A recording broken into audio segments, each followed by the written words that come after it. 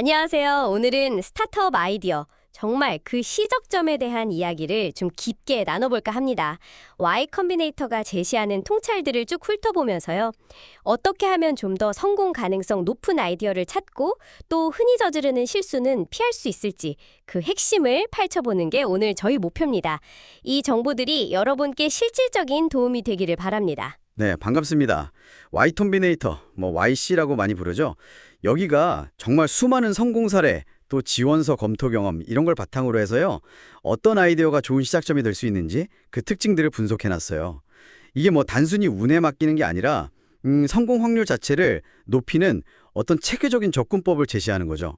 완벽한 아이디어란 건 사실 없지만 그래도 더 나은 출발은 가능하다. 이런 이야기입니다. 아, 더 나은 출발. 좋네요. 그럼 가장 먼저 Y씨가 말하는 이것만은 피해라 하는 함정이 있을까요? 네, 가장 큰 실수로 꼽는 게 바로 문제 없는 해결책을 만드는 거예요. 문제 없는 해결책이요? 네, 예를 들면 요즘 AI 기술이 핫하니까 이 멋진 AI 기술을 먼저 딱 개발해놓고 이걸 어디다 써먹을까 하고 문제를 나중에 찾는 거죠. 아, 순서가 완전히 바뀐 거네요. 그렇죠.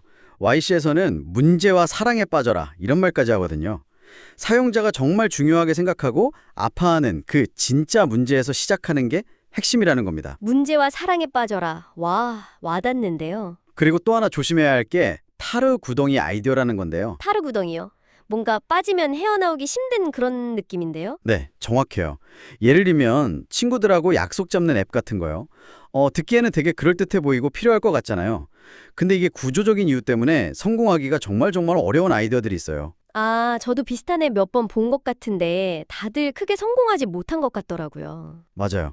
과거에 비슷한 시도들이 왜 실패했는지 그 근본적인 원인을 파악하지 않으면 그냥 시간만 낭비하고 똑같은 함정에 빠지기 쉬운 거죠.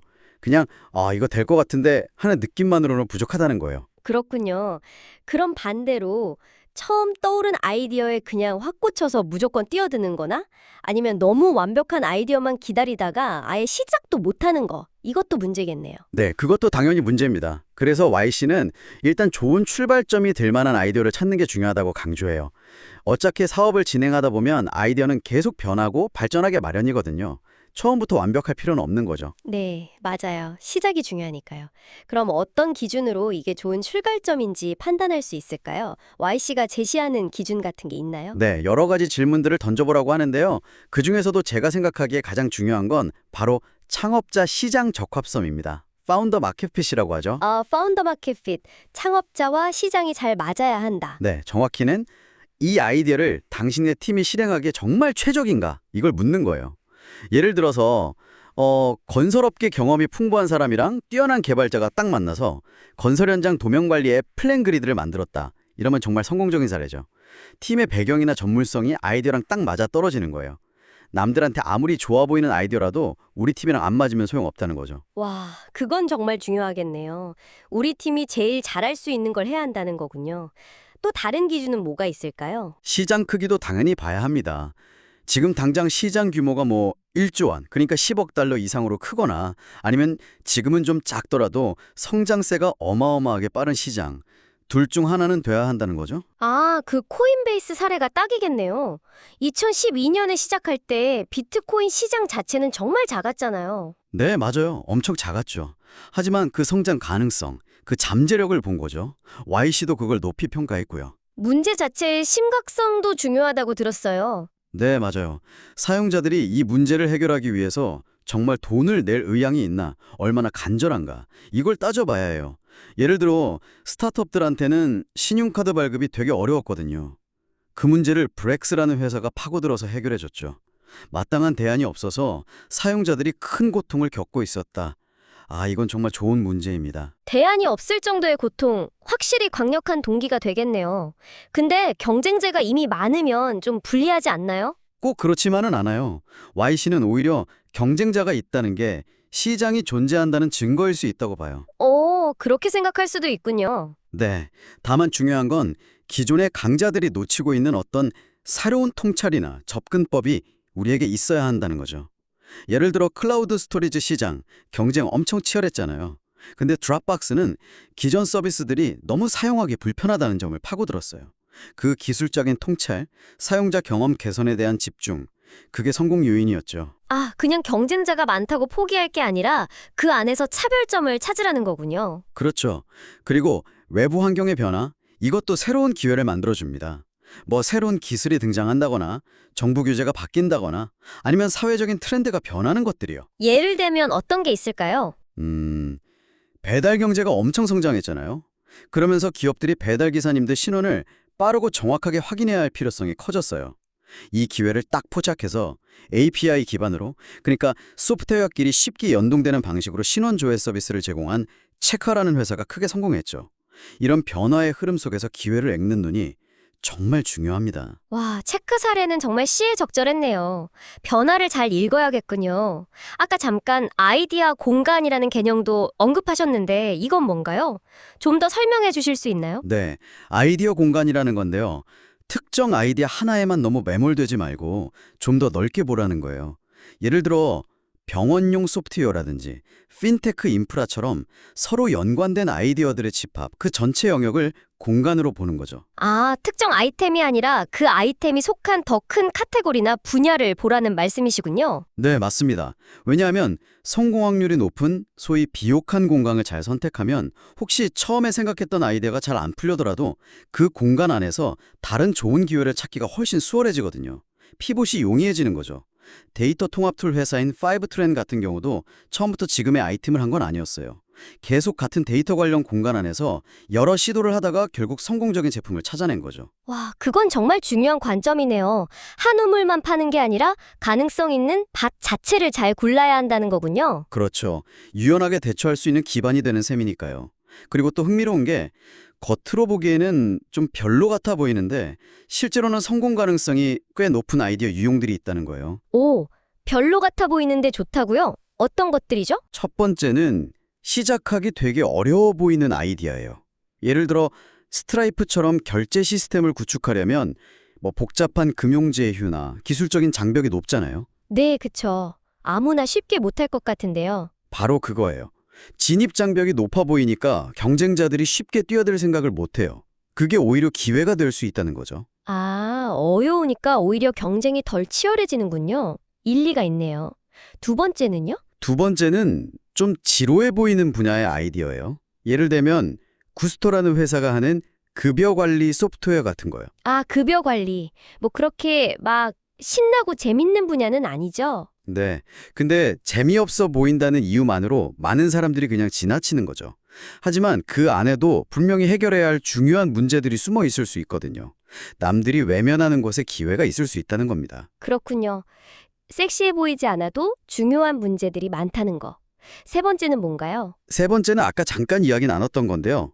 드롭박스 사례처럼 기존 경쟁자가 이미 많은 경우예요. 아, 경쟁자가 많아도 기회가 될 수 있다고요? 네. 경쟁자들이 분명히 놓치고 있거나 제대로 해결하지 못하고 있는 명확한 문제가 있다면요. 그걸 우리가 더 잘 해결하면 되는 거죠. 그러니까 경쟁이 치열하다는 사실 자체에 너무 좌절할 필요는 없다는 겁니다. 네, 정리해보면 시작하기 어려워 보이는 것, 지루해 보이는 것, 경쟁자가 많은 것. 의외네요. 그럼 이런 아이디어들은 대체 어떻게 찾아야 할까요? 갑자기 딱 떠오르진 않을 것 같은데요. 맞아요.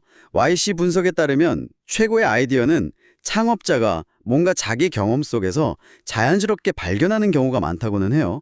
근데 뭐 그렇다고 가만히 기다릴 수만은 없잖아요. 의도적으로 노력해서 찾을 수도 있습니다. 의도적인 노력이라면 어떤 방법들이 있을까요? 가장 효과적인 방법 중 하나는 팀의 전문성에서 출발하는 거예요. 우리 팀이 뭘 제일 잘하는지, 어떤 경험이 있는지 거기서부터 문제를 찾는 거죠. 예를 들어 부동산 전문가랑 금융 전문가가 모여서 임대 아파트 관련 금융 서비스를 만든 레지 같은 사례가 있어요. 팀의 강점을 살리면 아까 말한 창업자 시장 적합성도 자연스럽게 높아지겠죠. 아, 우리가 제일 잘하는 분야에서 문제를 찾는 거군요. 그게 확실히 유리하겠네요. 네, 그리고 또 하나는 창업가 개인이 직접 겪었던 문제에서 시작하는 거예요. 특히 다른 사람들은 잘 모르거나 겪어보지 못한 나만의 좀 독특한 경험 속 문제라면 더 좋아요. 경쟁자들이 잘 모르는 문제일 테니까요. 나만의 문제, 어떤 예시가 있을까요? 아버지가 수의사인 형제가 있었는데 아버지가 동물병원 운영하면서 용품 주문하는 걸 되게 불편해하셨대요. 그래서 그걸 해결하려고 동물병원 전용 용품 주문 사이트 벳코를 만들었죠. 아주 좋은 사례예요. 와, 정말 자기 경험에서 나온 거네요. 벳코 기억해둬야겠어요. 또 다른 방법은 없나요? 그 외에도 Y씨가 몇 가지 더 제시하는데요. 예를 들면 개인적으로 내가 간절히 원하는 거 한번 생각해보기. 도어대시 창업자가 자기가 그냥 배달 음식을 먹고 싶어서 시작했다고 하잖아요. 그런 식이죠. 아, 내가 원하는 거. 단순하지만 강력하네요. 네. 그리고 최근에 일어난 큰 변화들을 관찰하기. 예를 들어 팬데믹 때문에 원격 근무가 확 늘면서 가상 오피스 서비스인 게더타운 같은 게 등장했죠. 이런 식으로 변화 속에서 기회를 찾는 거고요. 변화 관찰하기, 게더타운. 네. 또 이미 성공한 다른 회사 모델을 좀 변형해서 다른 시장이나 다른 방식으로 적용해 보기. 예를 들어 물류 플랫폼으로 성공한 플렉스포트 모델을 라틴 아메리카 시장에 맞게 변형해서 적용한 누보카르고 같은 사례도 있고요. 성공 사례 변형하기, 누보 카르고. 이것도 흥미롭네요. 마지막으로 직접 사람들하고 계속 이야기하면서 문제를 찾는 방법도 있어요. 특히 특정 산업 분야 전문가가 아니더라도요. 아, 직접 발로 뛰면서 찾는 거군요. 네, A2B라는 회사 창업자들 사례가 아주 인상적인데요. 이분들이 원래 트럭 운송산업 전문가는 아니었어요. 그런데 직접 트럭 정류장 같은 데 계속 찾아가서 트럭 운전하시는 분들, 운송회사 사장님들하고 끊임없이 이야기를 나눴대요. 그러면서 그분들이 겪는 진짜 문제점, 예를 들면 되게 비효율적인 연료 카드 시스템 같은 걸 발견하고 그걸 해결하는 서비스를 만든 거죠. 와, 전문가가 아닌데도 직접 현장에서 부딪혀서 문제를 찾았다니 대단하네요. 시간과 노력이 정말 많이 들었겠어요. 그렇죠. 시간과 노력이 많이 들지만 교과서에는 안 나오는 진짜 숨겨진 문제를 발굴하는 데는 아주 효과적인 방법 중 하나라고 할 수 있습니다. 네, 오늘 정말 많은 이야기를 나눴네요. 정리해보자면 좋은 스타트업 아이디어를 찾는 여정은 첫째, 문제없는 해결책이나 타르구덩이 같은 흔한 함정을 피하고 둘째, 우리 팀과 시장에 대한 날카로운 질문, 특히 창업자 시장 적합성 같은 질문을 던져보고 셋째, 때로는 남들이 간과하거나 외면하는 기회, 지루해 보이거나 어려워 보이는 문제 속에서 기회를 포착하는 그런 과정이라고 할 수 있겠네요. 오늘 저희가 살펴본 YC의 이런 분석 틀들이 여러분의 아이디어 탐색에 아주 유용한 나침반이 되었으면 좋겠습니다. 네, 물론 이런 분석 틀이나 질문들도 다 중요하지만요. 궁극적으로 이 아이디어가 진짜 가치가 있는지는 직접 시작해서 부딪혀보는 것, 시장에 직접 물어보는 것 외에는 확인할 방법이 없는 것 같아요. 너무 완벽한 확신만 기다리기보다는 일단 작게라도 실행해보면서 배워나가는 자세가 어쩌면 더 중요할 수도 있습니다. 맞아요. 결국 실행이 답이겠죠. 마지막으로 청취자분들께 이런 질문을 한번 던져보고 싶네요. 오늘 저희가 나눈 이야기들을 바탕으로 한번 생각해보세요. 여러분의 경험이나 전문 분야 안에서 아직 해결되지는 않았는데 어쩌면 너무 지루해 보여서 혹은 시작하기 너무 어려워 보여서 다른 사람들이 그냥 지나치고 있는 문제, 그런 건 없을까요? 한번 깊이 생각해보시면 좋겠습니다. 어쩌면 바로 그 안에 여러분의 엄청난 기회가 숨어 있을지도 모르니까요.